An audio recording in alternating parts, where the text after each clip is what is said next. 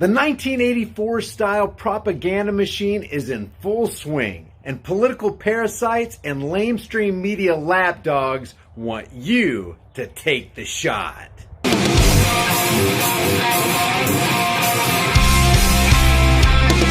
have to get the shot. The vaccinations are so important.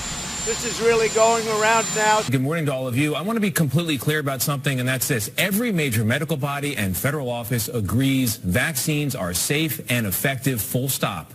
We have a big meeting with the biggest companies, really the most powerful companies, hopefully the smartest companies anywhere in the world when it comes to drugs and vaccines, because we're talking about a vaccine, maybe a cure, it's possible, so we'll see about that, but we're talking about a vaccine.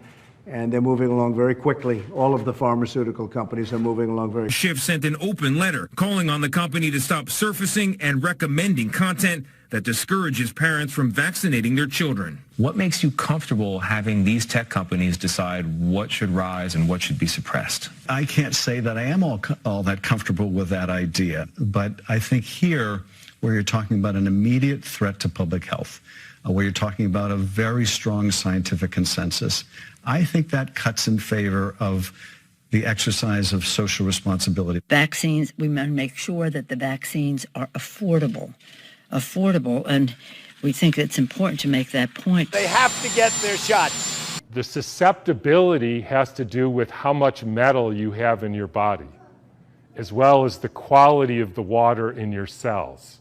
So if you start injecting aluminum in people, they become receptors for absorbing increased electromagnetic fields, and that is a perfect storm for the kind of deterioration of the species, which is what we're now experiencing. Over the last several weeks, our nation has been faced with a grave and accelerating challenge, one that tests our compassion, ingenuity, and resolve, the coronavirus crisis. You never want a serious crisis to go to waste. And what I mean by that, it's an opportunity to do things that you think you could not do before. We've been working very hard on this. We've made tremendous progress.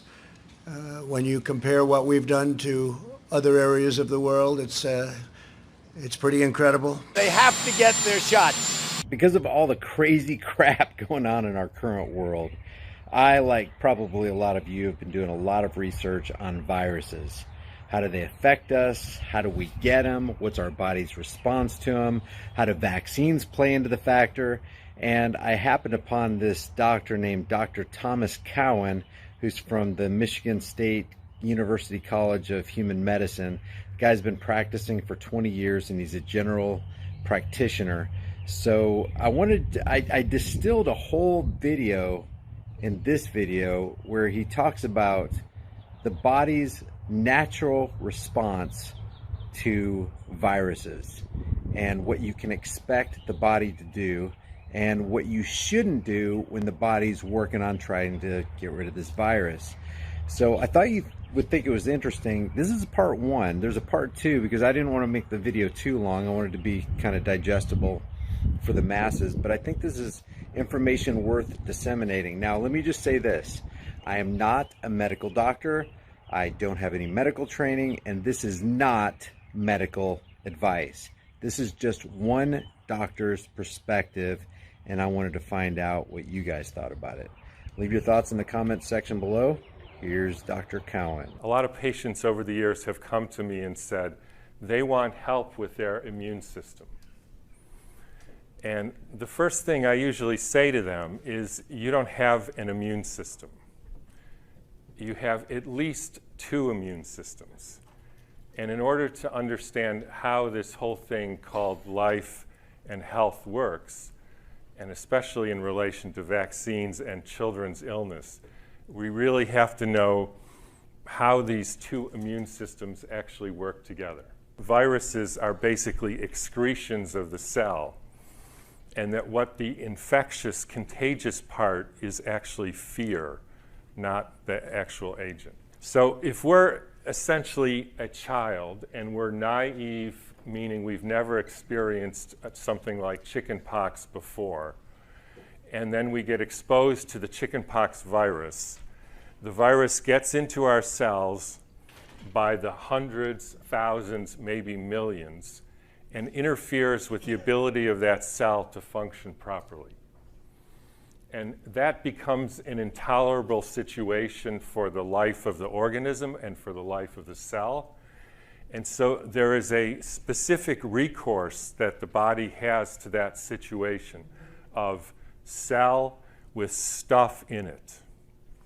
And that recourse is to call forth the cell-mediated immune system, so-called because it's based in the white blood cells. And there's all sorts of chemicals which are recruited to bring the white blood cells to that area.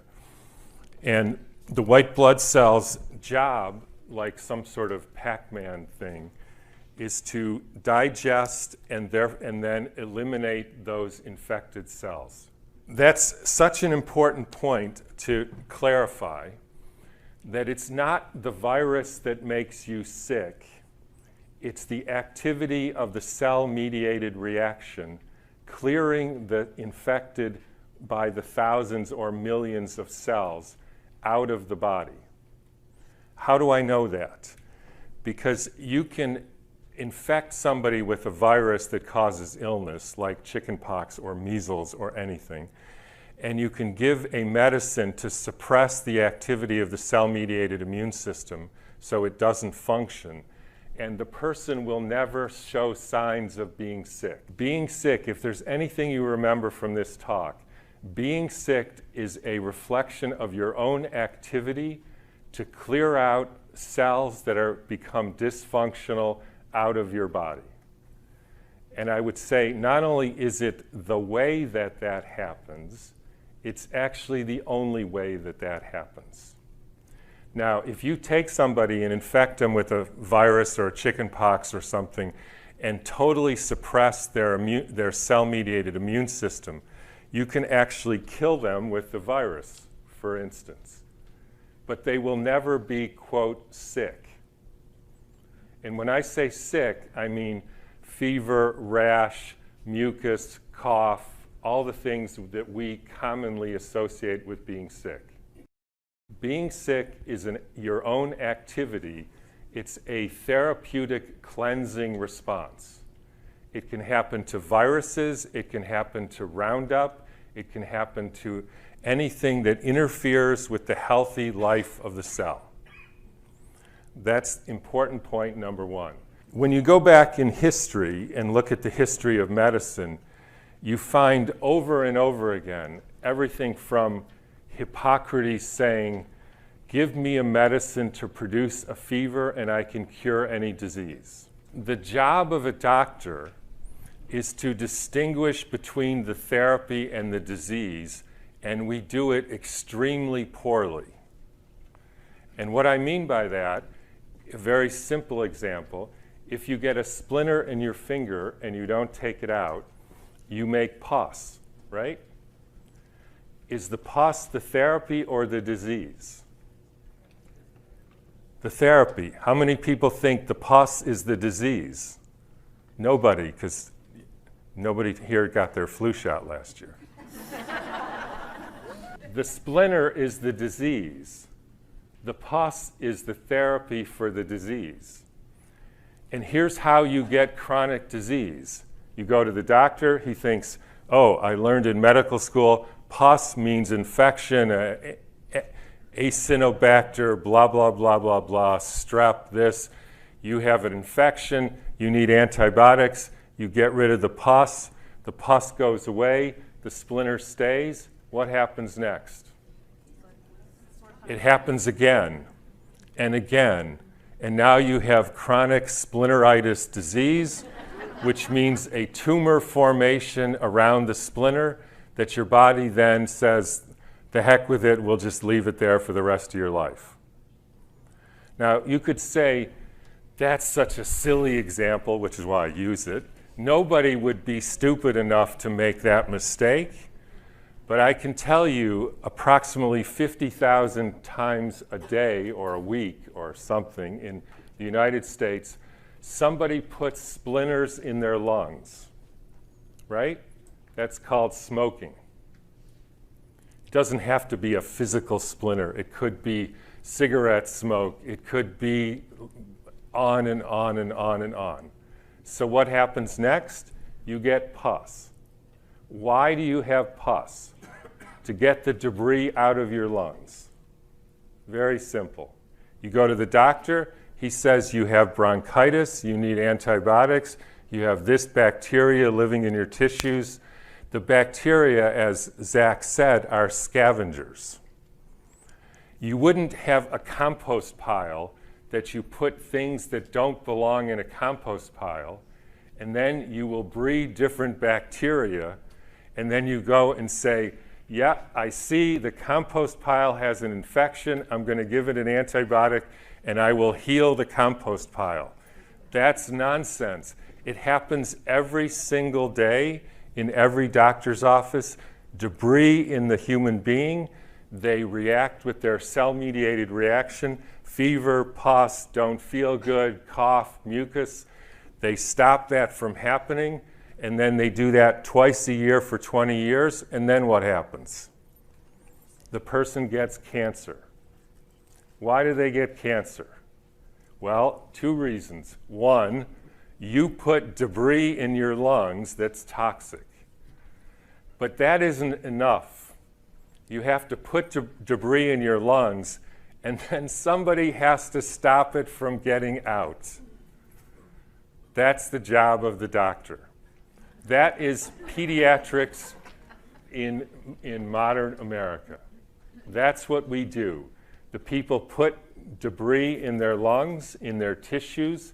They respond appropriately by getting it out, by trying to get it out. Because we don't understand that that's what's happening, we suppress it. We claim it's an infection. We claim it's chronic bronchitis. We claim it's a genetic disease. We claim you have a mutation that doesn't allow you to get debris out of your lungs. None of it is real. That's how the body works, and I would contend it's the only way the body works.